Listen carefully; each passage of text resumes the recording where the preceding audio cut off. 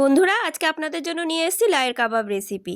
লাউ খেতে অনেকেই পছন্দ করে না, বিশেষ করে বাচ্চারা। কিন্তু আমি আজকে যেভাবে লাউয়ের কাবাব বানিয়েছি, এইভাবে যদি বানানো যায় তাহলে সবাই ভালোবেসে খাবে এই লাউয়ের কাবাব। তো চলুন শুরু করা যাক আজকের রান্না। উনান ধরিয়ে নিয়েছি, এবার কড়াইতে জল দিয়ে দেবো।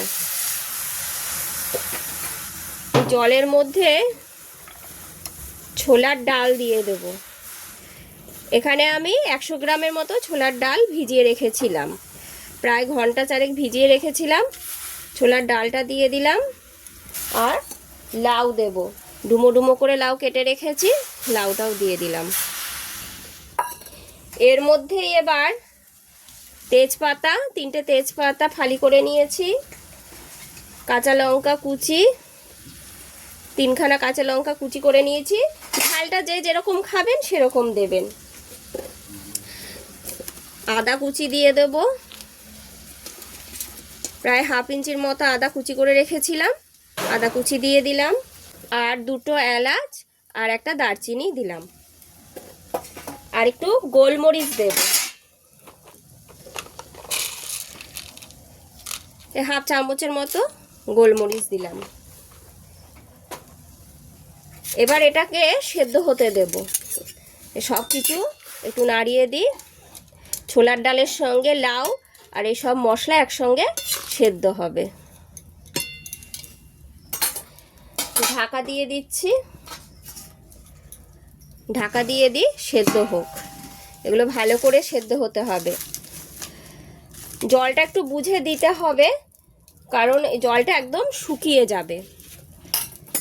ছোলার ডাল যে সেদ্ধও হয়ে যাবে, ছোলার ডালটা, লাউটা, আর জলটা একদম টেনে যাবে।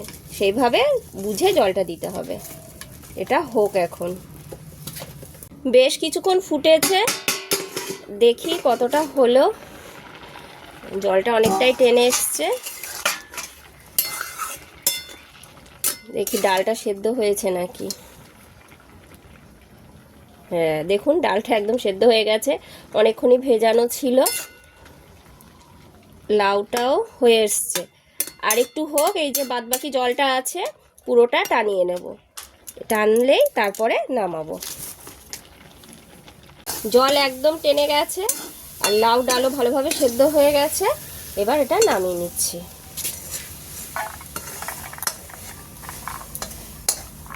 এটা ঢেলে নিয়ে একটু ঠান্ডা হতে দেব। ঠান্ডা হলে তারপরে মিক্সিতে পেস্ট করে নেব। তো বন্ধুরা, এটা একটু ঠান্ডা হোক, তারপরে মিক্সিতে পেস্ট করে আবার ফিরে আসছি।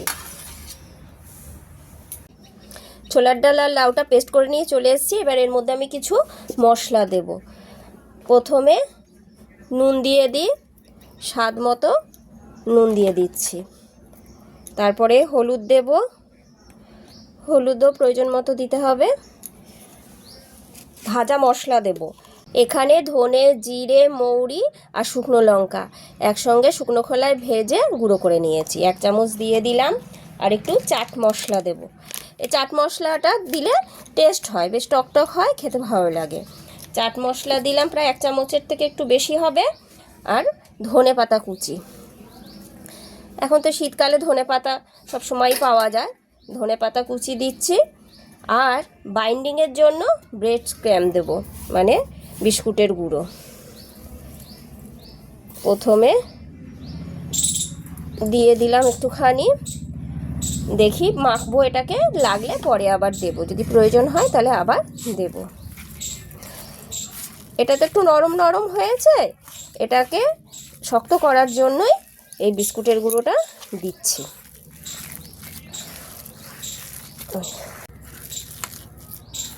এটা এখন একটু নরম নরম আছে, আর একটু বিস্কুটের গুঁড়ো লাগবে। আরও 2বার দিলাম।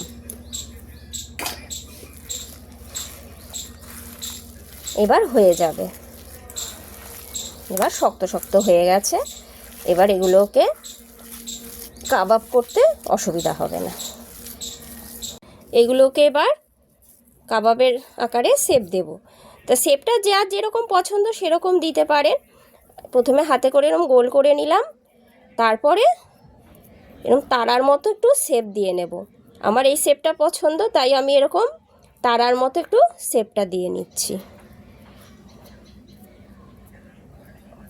আপনাদের যদি গোল পছন্দ হয় গোল দেবেন, কারো হার্ট শেপের পছন্দ হলে সেটাও দিতে পারেন, কারো বরফির মতো করতে হলে সেটাও পারেন, যা যেরকম পছন্দ সে সেরকম দেবেন। এই যে আমি এরকম করে দিলাম, একটা হয়ে গেল, এই রেখে দিচ্ছি। এভাবে সব কটাই করে নেব।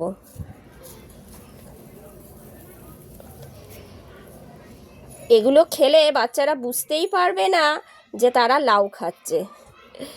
এগুলো খেতে এত সুন্দর হয়, অনেক রকম মশলা দেওয়া তো, আর ছোলার ডালও আছে, ওই জন্য খুব একটা বোঝা যাবে না। বাচ্চারা দেখবেন ভালোভাবে আনন্দ করেই খেয়ে নেবে। আমি এরকম করে সব কটা গড়ে নিচ্ছি। আমার সব কটা গড়া হয়ে গেল, দেখুন কত সুন্দর দেখাচ্ছে। এই কাবাবের শেপ তো গোলই হয়, কিন্তু আমি আজকে এই শেপটা দিয়েছি যাতে দেখতে সুন্দর হয়। দেখতে ভালো হলে তবেই তো বাচ্চারা খাবে।